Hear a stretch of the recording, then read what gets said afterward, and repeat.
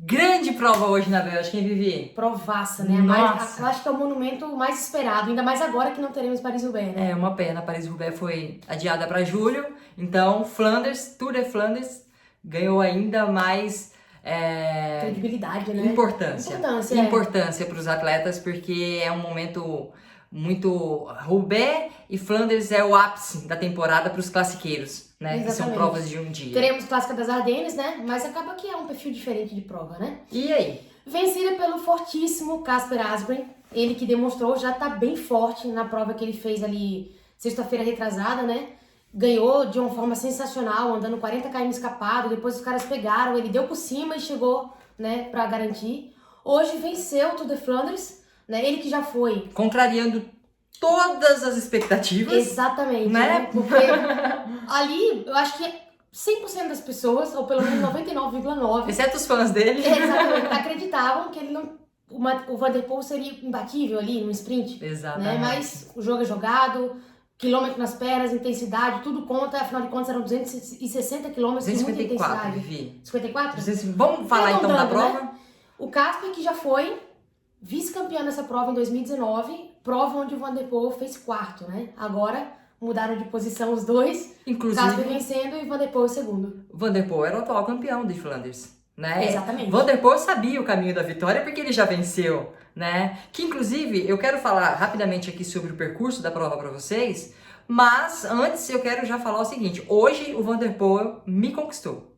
Ele não tinha me conquistado, não que ele precise, mas ele não tinha me conquistado ainda e eu assumo que o Van der Poel, para mim, hoje, é o melhor cara de provas de um dia do pelotão. Com certeza. GC, provas por etapas e por aí se vai, é uma outra história, um outro contexto. Para provas de um dia ou para etapas, sim, o Van der Poel para mim, além de ser o mais forte, ele é o mais agressivo. É o mais agressivo. Isso é o que encanta no Van der Poel. Eu acho que a agressividade com que ele corre, ele é objetivo, ele vai pensando na vitória. Porque eu já vi muita gente forte no pelotão que chega com as forças, não faz aquela oportunidade de surgir. E o Van der Poel não, ele vai pra guerra. E foi o que o Casper fez hoje. Muito bem feito.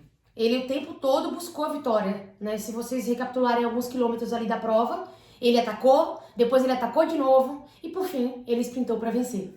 Bom, Flanders é disputado na região de Oudenaarde, na Bélgica. Eu não sei falar de onde eles saem, é uma cidade bem diferente, difícil de falar. E eles chegam em Oudenaarde, Bélgica. Abrindo uma aspa, Oudenaarde é o camp da equipe feminina brasileira Memorial. A equipe tem um alojamento nessa cidade e elas ficam ali, esse ano e o ano passado elas não estão conseguindo ir devido à situação atual da pandemia, mas em 2019 e 2018 a Memorial disputou as provas europeias e ficava ali naquela região, que tem prova para tudo quanto é lado, dia de quarta, sexta e domingo, quarta, sexta e domingo tem competição ali. Inclusive, a grande dificuldade dessa prova está nos muros, né? Que são em paralelo. E isso traz uma grande dificuldade, a questão de pilotagem, né? De peso que envolve, enfim. E saber pilotar bem ali, ter força para superar os muros, que são trechos que às vezes são de paralelo. E são longos, alguns são bem longos, 2.200, 1.600. E tem vários ao longo da prova, fora a inclinação. Por isso são chamados de muros. Trechos que chegam a ter mais de 20% de inclinação. Em paralelo. Comenta aí, você quer comentar alguma coisa, Cris, sobre a dificuldade? Não. Pra mim a dificuldade da prova é do começo ao fim. Os muros é só um aperitivo a mais. Mas vamos lá então falar sobre como desenrolou, né, essa vitória do Casper. Ele, como a Vivi falou, esteve muito agressivo durante a prova, principalmente no trecho final ali dos últimos 40 quilômetros. Tanto que tinha um grupeto de mais ou menos 15 a 20 ciclistas. Ele atacou e selecionou... o Van der Poel, o Van Aert, e eles saíram numa fuga, isso com 27 quilômetros.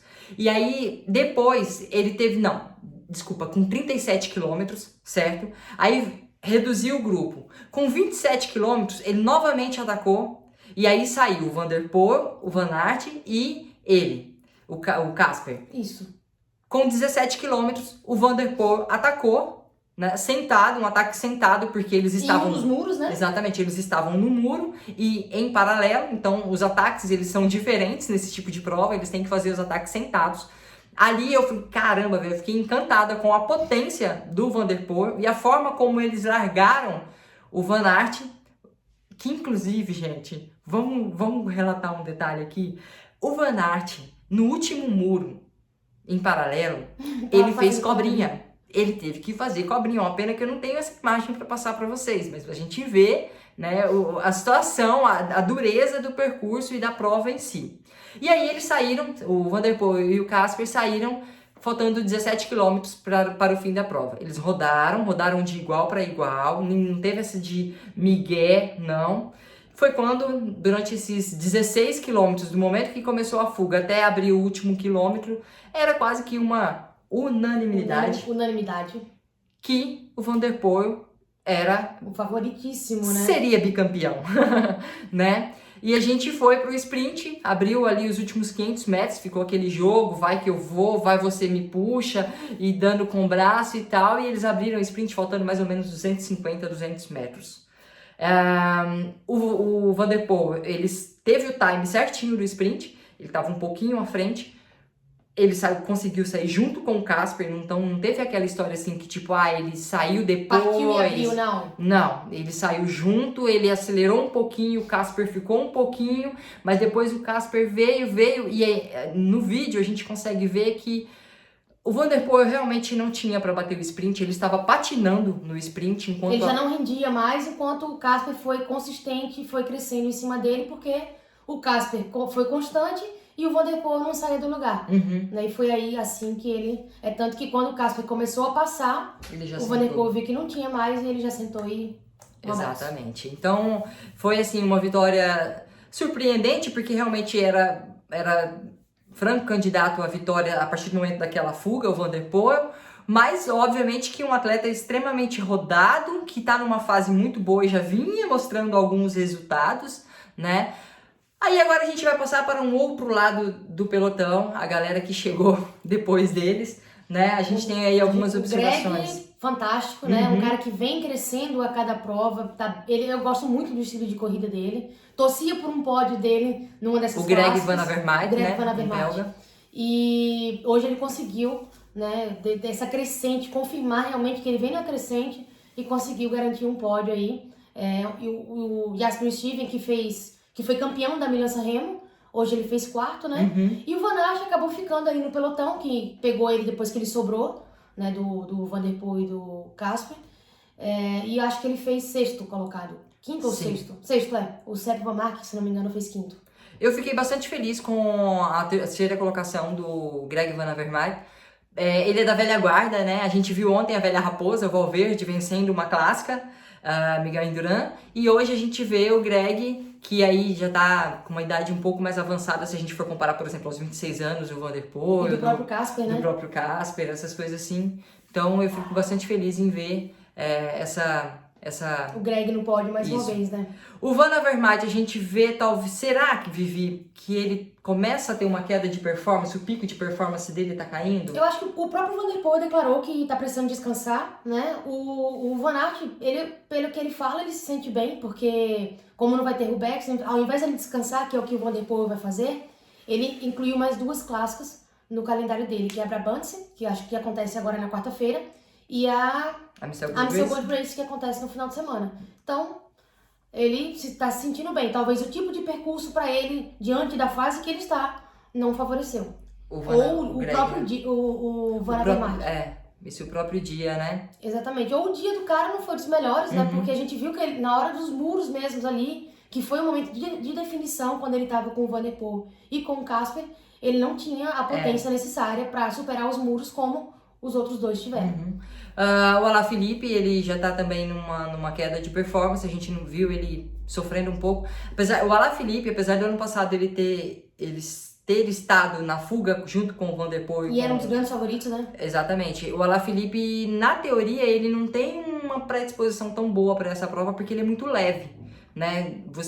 É interessante vocês observarem assim, provas que tem muita parte de paralelo, esses ciclistas mais pesados, eles tendem a se sobressair, né? O Porque peso influencia muito na rolagem do paralelo. exatamente. O Pidcock estava num pelotão ali, talvez tenha feito um top 20, mas também a gente viu ele se agarrando nos paralelos. Ele rodou bem, ele era um cara que todo mundo comentou quando foi começar as clássicas, né? Porque ele também veio do cyclocross, como o Van der Poel e o Van Aert.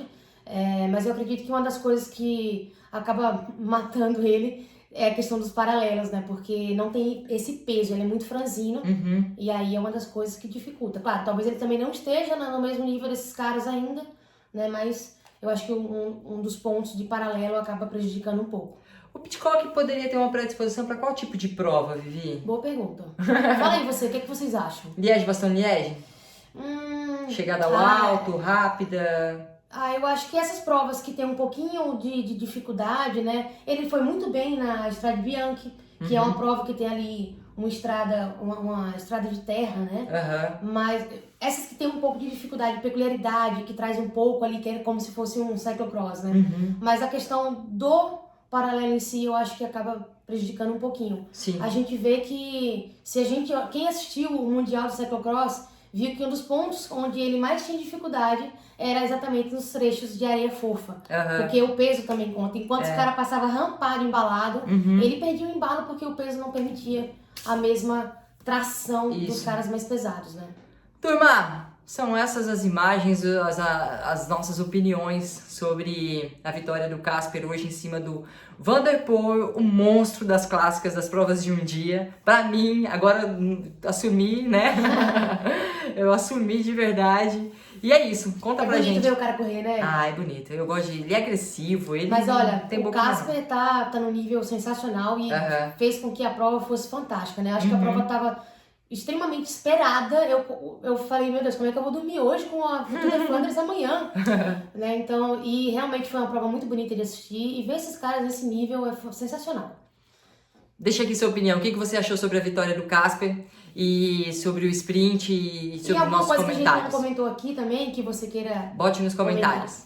Até! Até! Tchau, tchau!